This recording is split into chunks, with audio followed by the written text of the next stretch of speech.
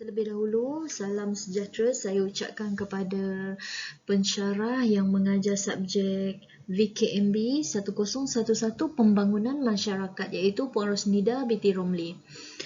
Tajuk tugasan kumpulan kami pada kali ini adalah ciri-ciri dan budaya kaum orang asli yang ada di Malaysia.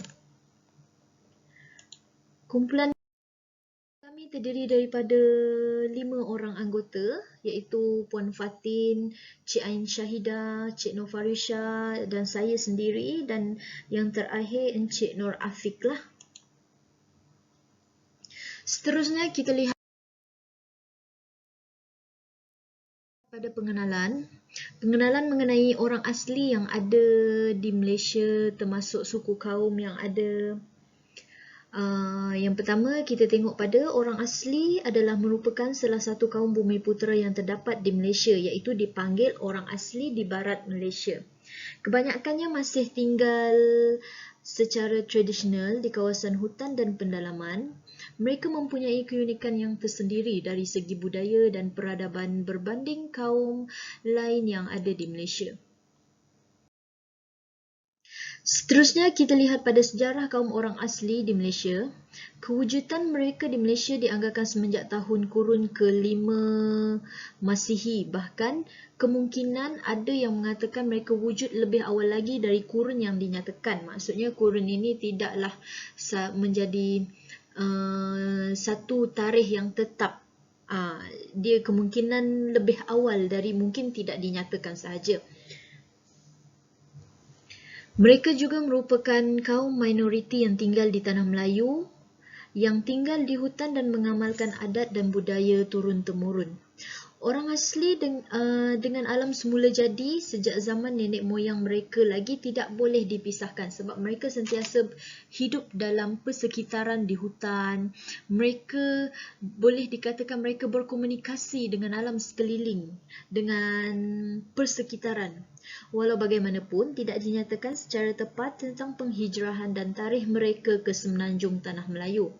Mereka merupakan antara penduduk terawal di negara ini, itu yang dikatakan oleh sejarah. Benda ini dibuktikan melalui hasil hutan yang diekspor ke selatan China pada sekitar tahun 420 Masihi hingga tahun 580.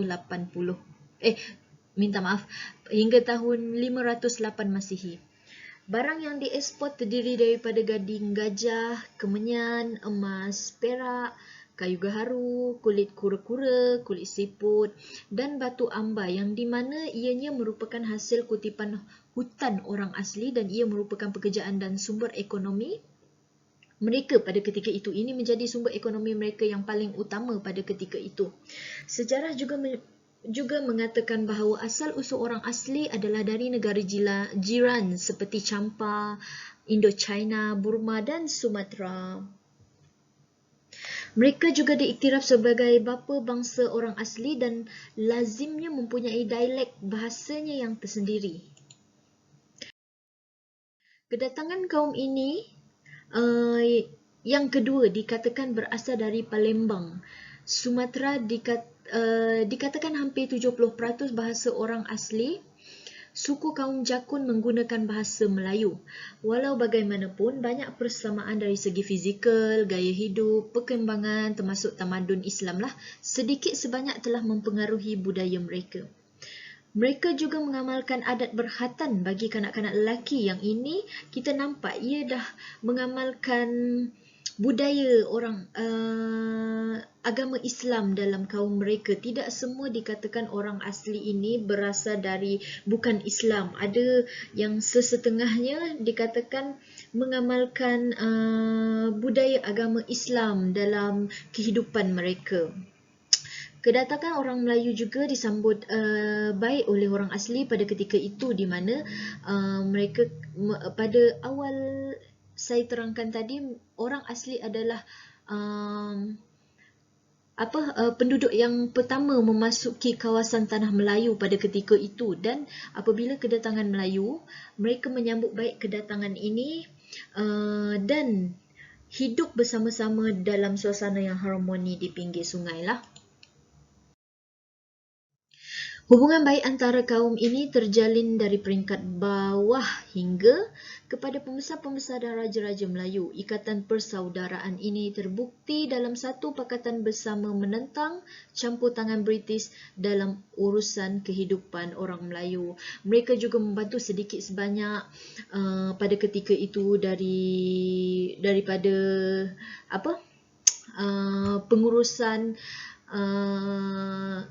pengurusan macam kehidupan orang Melayu pada ketika itu. Dia tak ada macam racist, dia tak ada macam ini orang asli, ini orang Melayu, tak boleh campur. Tak ada. Dia orang Melayu dan orang asli sama-sama hidup pada ketika itu dengan aman dan harmoni. Seterusnya kita akan tengok pada suku kaum orang asli yang ada di Malaysia.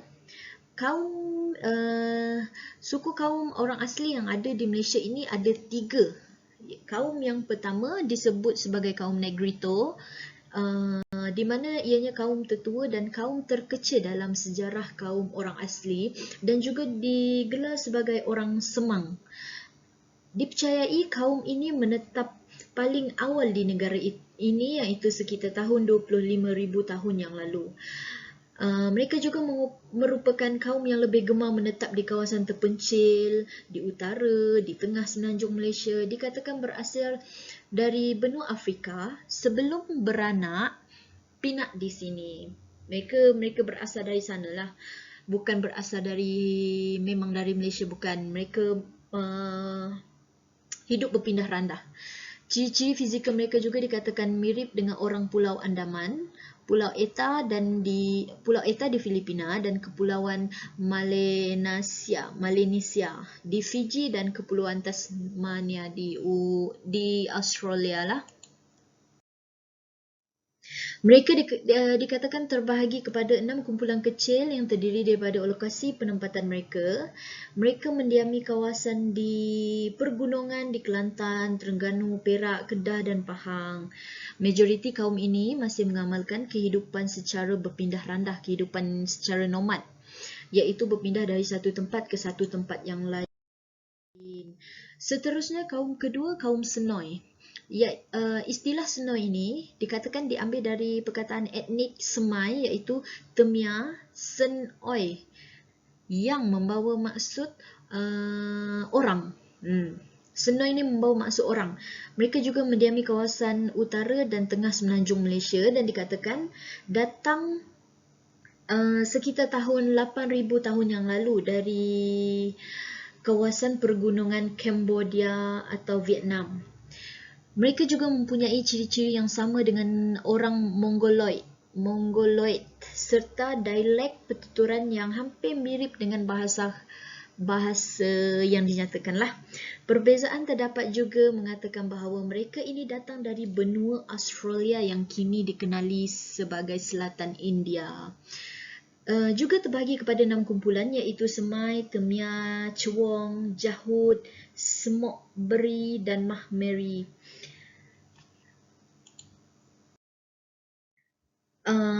Mereka juga dikatakan mendiami kawasan persekitaran Perak serta sempadan negeri Selangor dan selebihnya menetap di negeri-negeri lainlah. Pada zaman Kesultanan Melayu Melaka, mereka diberi gelaran Tok Singa Merban atau Tok Maharaja, di mana ianya menandakan kedudukan mereka lebih tinggi dalam kalangan masyarakat pada ketika itu. Seterusnya, kaum Melayu Proto atau dikenali sebagai kaum Jakun mempunyai 6 etnik kecil iaitu Jakun, Temuan, Semelai, Kuala, Kanak dan Selete. Mereka mengamalkan cara hidup orang Melayu dan juga berpakaian Melayu seperti Temuan. Mereka mengamalkan cara hidup gabungan orang Senoi dari segi budaya dan bahasa. Bagi etnik ini, mereka tinggal di pantai dan mereka juga dikatakan ada yang beragama Islam dan berdialek Sumatera Barat. Kumpulan pertama, kaum Melayu Proto ini telah sampai ke Tanah Melayu sejak 500 tahun yang lalu melalui jalan laut. Mereka juga dikatakan, di sini mereka juga dikatakan mereka bukan berasal dari memang Malaysia. Mereka berpindah randah, hidup dari satu tempat ke satu tempat yang lain. Kajian pada tahun 2010 telah mendapati kaum orang asli ini masih mengamalkan kehidupan nomad, iaitu berpindah dari satu kawasan ke satu kawasan yang lain berpandukan sumber air seperti sungai atau tasik. Pada zaman moden ini, masyarakat asli iaitu Jahai masih menetap dan mengamalkan kehidupan yang ringkas di mana rumahnya diperbuat daripada bulu, pohon bertam dan daun tepus serta mewarisi apa yang diwarisi nenek moyang mereka. Ini dikatakan sampai sekarang mereka masih mengamalkan kehidupan seperti nenek moyang mereka dahulu, hidup di persekitaran hutan, membuat rumah daripada alam sekitar macam tu. Seterusnya kita tengok pada adat, budaya dan bahasa orang asli yang ada di Malaysia. Yang pertama, suku kaum asli Senoi. Ditemui di lereng Titi Wangsa iaitu di pendalaman negeri Perak, Kelantan dan Pahang.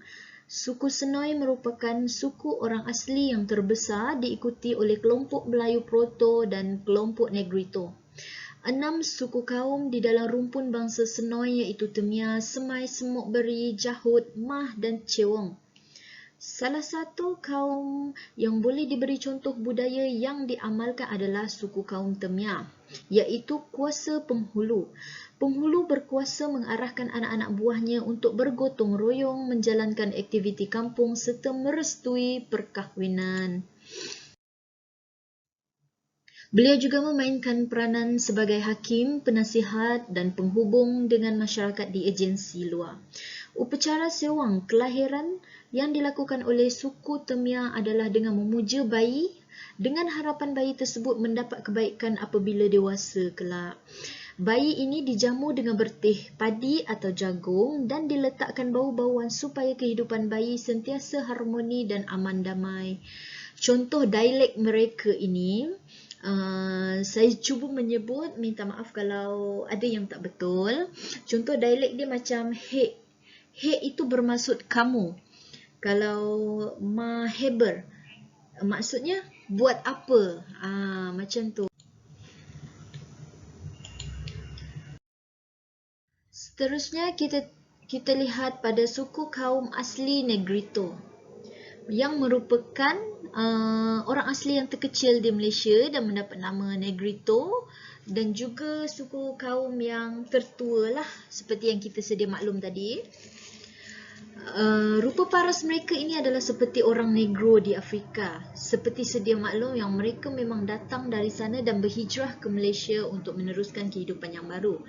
Antara suku kaum Negrito adalah seperti suku Kensoy, Kinta, Lanoh, Jahai dan Mandrik dan Batik. Suku Kinta, adat perkahwinan mereka terlalu mudah, tidak diatur secara rasmi dan tidak diraikan. Perkahwinan bagi mereka adalah memadai dengan kedua-dua pasangan membina tempat perlindungan. Biasanya perkahwinan mereka ini berasaskan pilihan sendiri, manakala atas pilihan keluarga amat kurang berlaku, di mana mereka percaya dengan pemilihan pasangan melalui pilihan sendiri mereka lebih hidup bahagia dan harmoni berbanding dengan pilihan keluarga. Suku mereka juga sering berlaku penceraian, tetapi penceraian jarang berlaku selepas pasangan memperolehi anak. Kepercayaan suku Negrito ini adalah lain dari yang lain. Secara tradisinya, masyarakat Kinta juga menonjolkan lambang kuasa tok batin, kare dan cenoi. Mereka terlalu menghormati, patuh dan takut pada ketiga-tiga lantaran kuasa mereka dipercayai terlalu tinggi, luar biasa dan sikap kekal. Cenoi mempunyai kelebihan sihir dan pakar dalam segala kelebihan. Juga sering dirujuk oleh masyarakat dan disamatarafkan seperti Tuhan atau Sultan. Fungsinya mengawal masyarakat dan kemarahan akan dijelmakan melalui peti dan kilat. Kononnya, kalau mereka melawan ketua mereka, kononnya mereka percaya mereka akan ditimpa malapetaka lah. Contoh antara contoh dialek mereka ini adalah, saya cuba sebut satu, iaitu kira ning kerja, alau kerja macam biasa, leh kerja manau geharuk akar bating. Maksudnya, kami tiada kerja tetap. Kami kerja biasa sahaja, iaitu mencari kayu gaharu atau akar mantang. Seterusnya, kita tengok pada adat dan budaya suku kaum asli Melayu Proto atau dikenali sebagai Jakun lah. Dikenali sebagai Melayu Proto kerana mereka hidup berhampiran dengan Melayu serta mempunyai adat resam dan kebudayaan mereka yang hampir sama dengan masyarakat Melayu. Terbahagi kepada beberapa suku Kuala, Kanak, Seletar atau Si Gypsies, Jakun, Semelai dan Temuan. Kaum Seletar secara tradisinya bergantung hidup kepada hasil laut. Keadaan ini menyebabkan mereka sering hidup berpindah randah. Ini adalah salah satu faktor untuk ekonomi mereka bergantung kepada hasil laut. Ini adalah salah satu faktor untuk mereka berpindah randah, hidup secara nomad lah, seperti suku kaum yang lain. Perubahan dalam sosioekonomi telah merubah cara hidup mereka. Seperti terdapat kedai makanan laut yang telah diusahakan oleh mereka sendiri, dan mereka kini dipercayai tinggal dan menetap di kawasan penempatan yang lebih teratur dan tersusun di persekitaran pesisir pantai Selat Johor.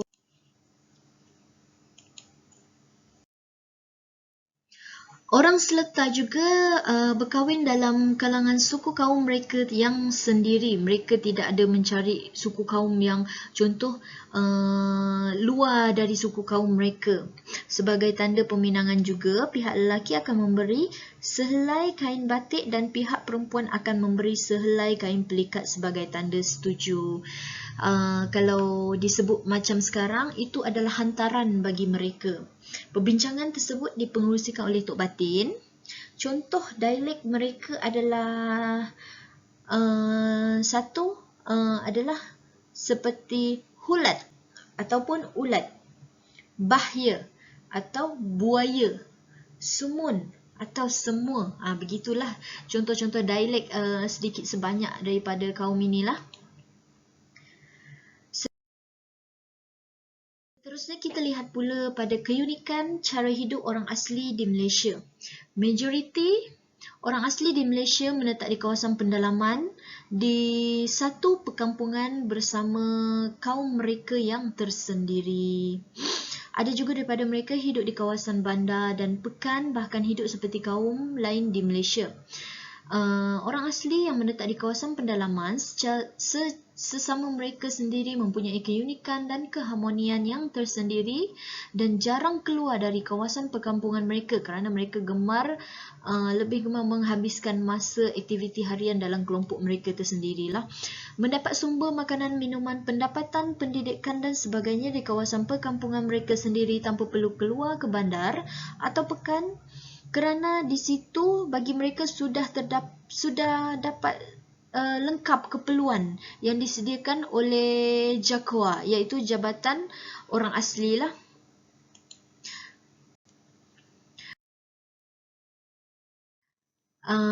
Jabatan Kemajuan Orang Asli iaitu ataupun disingkatkan JAKWA, yang merupakan badan bertanggungjawab telah menubuhkan fasiliti khas untuk orang asli seperti sekolah, klinik kesihatan, dewan dan sebagainya, memudahkan mereka untuk berkumpul, melakukan aktiviti sosial dalam kalangan mereka serta mendapat pendidikan awal dan rawatan kesihatan melalui sekolah dan klinik yang telah disediakan. Mereka juga hidup bermasyarakat dan diketuai oleh seorang penghulu atau tok batin yang dilantik oleh orang berpengaruh seperti pawang, bomoh dan ketua adat. Ramai yang beranggapan bahawa mereka adalah kaum yang dipinggirkan kerana telah jauh ketinggalan dengan masyarakat Melayu yang luar daripada kawasan mereka dan mengamalkan gaya hidup jauh lebih moden yang canggih. Tetapi pada hakikatnya semua orang harus tahu bahawa mereka merupakan masyarakat yang paling unik dan kerana sentiasa berpegang teguh dengan peradaban nenek moyang mereka serta adat resam yang diwarisi dari generasi ke generasi seterusnya, mereka ini boleh dikatakan sebagai aset negara juga.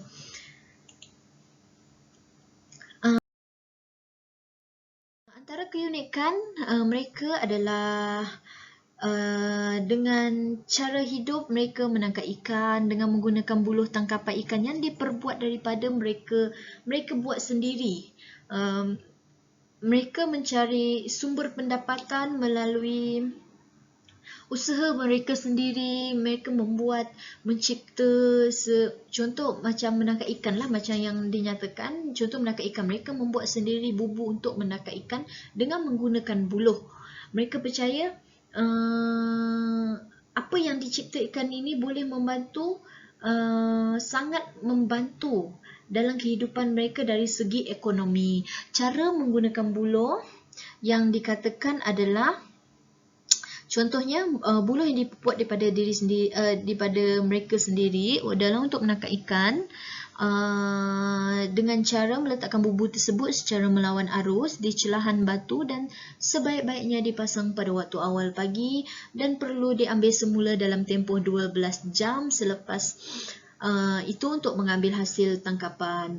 Ikan-ikan yang merupakan hasil tangkapan tersebut dibawa peluang untuk dimasak bagi santapan keluarga, bahkan ada juga yang dijual untuk mereka secara tidak langsung, apa yang kita faham, mereka memanfaatkan alam sekitar untuk meneruskan kehidupan dari segi ekonomi, dari segi sosial, macam tu. Mereka juga memperoleh pendapatan sampingan dengan menjual hasil tangkapan. Masyarakat orang asli juga melakukan kegiatan berburu dalam hutan, memburu monyet, kinzir dan sebagainya lah. Pada zaman ini mereka tidak lagi menggunakan peralatan tradisional untuk memburu, tapi menggunakan senapang kerana ianya lebih mudah dan menjimatkan tenaga. Tapi dalam menjalani kehidupan moden, mereka tetap juga menjalani kehidupan secara tradisional. Oleh itu, berburu di hutan dan menangkap ikan di sungai merupakan sumber ekonomi bagi mereka. Seterusnya,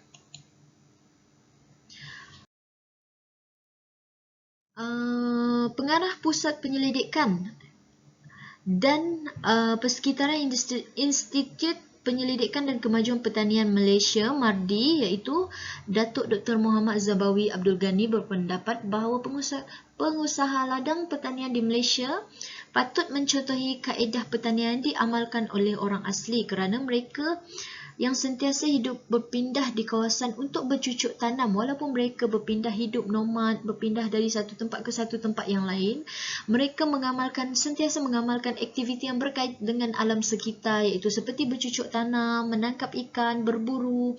Mereka percaya ke mana sahaja mereka tinggal, benda ini akan sentiasa menjadi rutin kehidupan bagi mereka.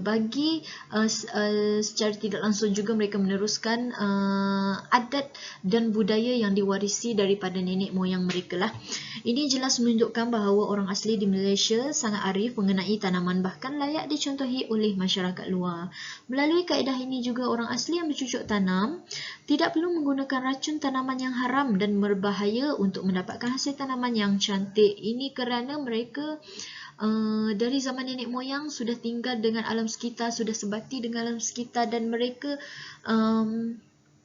tahu selok-belok tentang apa yang perlu, apa yang tidak, apa yang berbahaya dan apa yang tidaklah untuk mereka.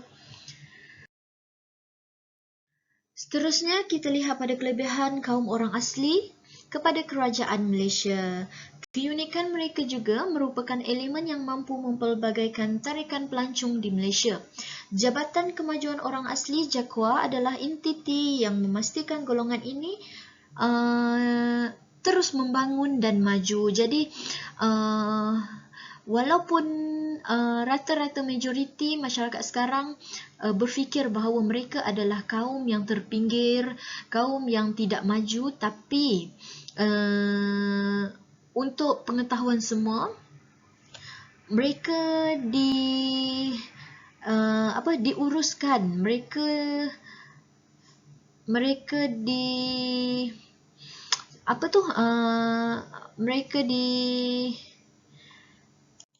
mereka sentiasa dipantau oleh Jabatan Kemajuan Orang Asli. Kerajaan Malaysia tidak membiarkan aset negara ini terus hilang di telan zaman. Dengan adanya jabatan ini, jabatan ini turut mengenal pasti uniknya budaya orang asli untuk dijadikan tarikan kepada pelancong luar, untuk dijadikan sumber ekonomi negara juga. Keunikan mereka, kreatif mereka boleh menarik minat pelancong dari luar untuk melancong ke negara kita, untuk lebih mempelajari tentang uniknya budaya orang asli di Malaysia. Ketua Pengarah JAKWA Muhammad Jamaluddin Kasbi berkata, pelancongan ekor yang membabitkan orang asli masih baru menerusi aktiviti pembangunan model insan. Kini dalam usaha mewujudkan pemandu pelancong dalam masyarakat berkenaan lah.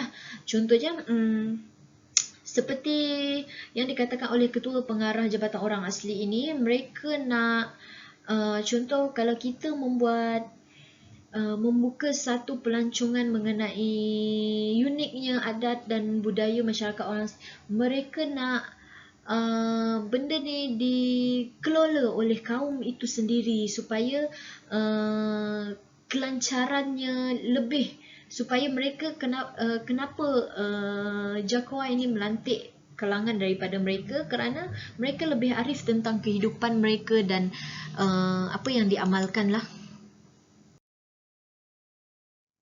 Misi kemanusiaan yang dijalankan pihak ini dapat meningkatkan kesedaran kesihatan pendidikan, penyelidikan dapat membangunkan aktiviti sosial masyarakat orang asli, terutama kedudukannya yang jauh di pendalaman. Orang asli di Malaysia juga dikatakan unik untuk diterokai dan diketengahkan untuk tetapan dan pengalaman pelancong, malah untuk anak-anak kita pada masa hadapan. Tidaklah seperti yang orang kata, keunikan yang menjadi aset negara ini ditelan zaman, semakin zaman moden inilah. Kampung kacau luas semenyih didiami oleh suku kaum Temuan memang sesuai diwujudkan aktiviti pelancongan, kerana kawasan perkampungan ini terletak di kaki hutan simpan Sungai Lalang. Semenyih tersedia dengan tarikan ekor pelancongan.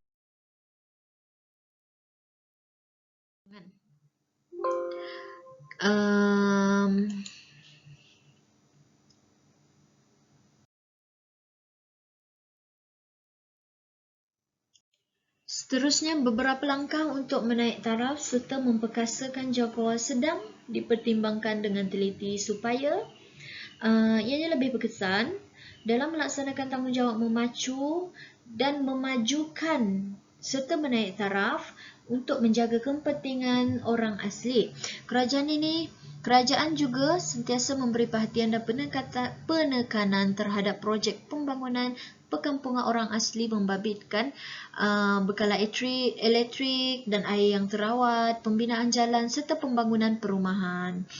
Kerajaan komited menyediakan sepenuhnya kemudahan iaitu 100% sekaligus meningkatkan taraf hidup masyarakat orang asli di seluruh negara. Sehingga kini seramai 1,090 orang pelajar orang asli sedang menuntut di Institut Pengajian Tinggi Awam IPTA dalam pelbagai jurusan, selain ada yang melanjutkan pengajian di universiti luar negara. Seterusnya kita lihat cabaran dan halangan masyarakat orang asli yang ada di Malaysia. Isu Pembelajaran kepada anak-anak kecil. Seterusnya, isu yang pertama ialah isu pembelajaran kepada anak-anak kecil orang asli. Ini merupakan satu cabaran bagi mereka lah. Di mana mereka yang berada di dalam kawasan yang terpencil dan kawasan pendalaman agak sukar untuk mereka mendapat accessibility kepada kemudahan tersebut. Terdapat 3 elemen penting yang mempengaruhi accessibility untuk bergerak, iaitu pengaruh pengangkutan, pengaruh ruangan serta elemen masa dan jarak yang diambil untuk sampai ke satu tempat yang dituju. Ini adalah salah satu masalah mereka yang terbesarlah. Kedua, penguasaan bahasa kebangsaan yang amat rendah. Seperti yang kita tahu, mereka ini hidup di kalangan mereka sendiri, jadi agak kurang bergaul dengan masyarakat luar. Ini menjadi satu masalah untuk anak-anak mereka bila nak bersekolah. Akan sukar untuk berkomunikasi dengan masyarakat luar. Tapi ini boleh dipupuk dari segi pembelajaran. Dan seterusnya kita tengok pada pembangunan infrastruktur. Salah satu cabaran dan halangan mereka lah, pembangunan infrastruktur di dalam kawasan pendalaman sangat sukar dibangunkan dan sangat berisiko tinggi. Ini kerana kos dan juga jentera berat untuk memasuki kawasan yang sangat kecil dan sempit. Pembangunan yang sederhana hanya boleh dilakukan dengan menggunakan tenaga manusia tanpa bantuan jentera barat. Seterusnya kita tengok pada perbezaan orang asli di Malaysia dengan negara luar. Dia terdapat beberapa perbezaan. Yang pertama, suku etnik. Nigeria memiliki lebih daripada 250 buah suku etnik dengan 3 etnik yang terbesar di Hausa, Yoruba dan Igbo bersama-sama merangkumi 75% jumlah penduduk. Ini sangat berbeza dengan suku kaum orang asli yang ada di Malaysia, di mana mereka lebih ramai dan mungkin sampai sekarang mereka lebih berkembang dengan pesat. Yang kedua, dari segi bahasa. Bahasa rasmi Nigeria ialah bahasa Inggeris, digunakan untuk urusan-urusan rasmi. Namun mereka lebih selesa dengan bahasa mereka sendiri yang tidak tahu apa untuk diperkatakan. Macam kita juga, mereka mempunyai dialek yang tersendiri yang sukar difahami.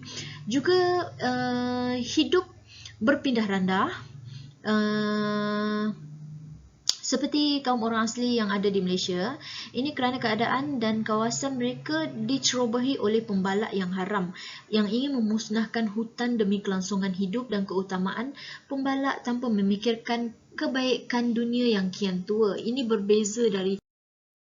Dan yang terakhir kita tengok pada penutup. Secara kesimpulannya, hasil kajian yang telah kami kaji ini telah banyak memberi ilmu dan pengetahuan yang baru mengenai suku kaum orang asli yang berada di Malaysia. Selain itu juga, dengan adanya kajian seperti ini telah membantu mengembangkan lagi adab budaya dan cara hidup orang asli kepada masyarakat luar yang sudah pasti kemungkinan belum mengetahui tentang secara terperinci mengenai kaum etnik yang unik ini.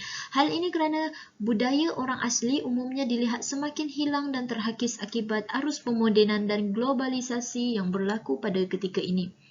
Untuk mengembangkan lagi ilmu pengetahuan tentang masyarakat kaum orang asli ini, kewujudan seperti muzium sangat relevan untuk mengekalkan budaya, adat dan masyarakat serta cara hidup masyarakat orang asli yang ada di Malaysia. Kajian ini bukan sahaja boleh mengekalkan amalan budaya, tetapi sebagai medium kesinambungan warisan untuk pengetahuan dan tatapan generasi akan datang. Manakala orang ramai pula boleh mengadakan program seperti kemasyarakatan sambil melancong di perkampungan orang asli dan memperkenalkan budaya dan amalan mereka. Ianya sekaligus dapat memberi kesan positif dari segi pembangunan ekonomi, infrastruktur dan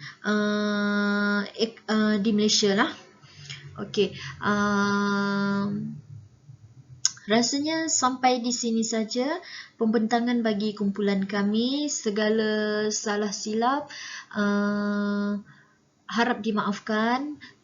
Segala kekurangan ialah semua dari kami. Sekali lagi terima kasih saya ucapkanlah. Assalamualaikum.